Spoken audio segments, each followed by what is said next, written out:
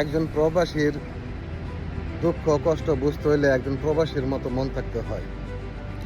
তো সেই জন্য একজন প্রবাসী পারে একজন প্রবাসীর মনের কথা বুঝতে, একজন প্রবাসী পারে একজন প্রবাসীর সমস্যা বুঝে।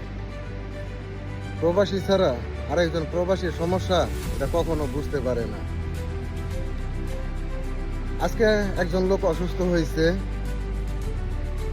অসুস্থ হওয়ার পর তাকে কেউ হসপিটালে নিয়ে আসবে এরকম কেউ নাই। যে লোক অসুস্থ হয়েছে,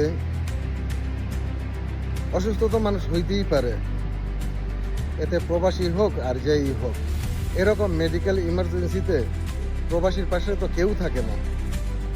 তো প্রবাসী ছাড়া প্রবাসীর দুঃখ কষ্ট বুঝবো কে?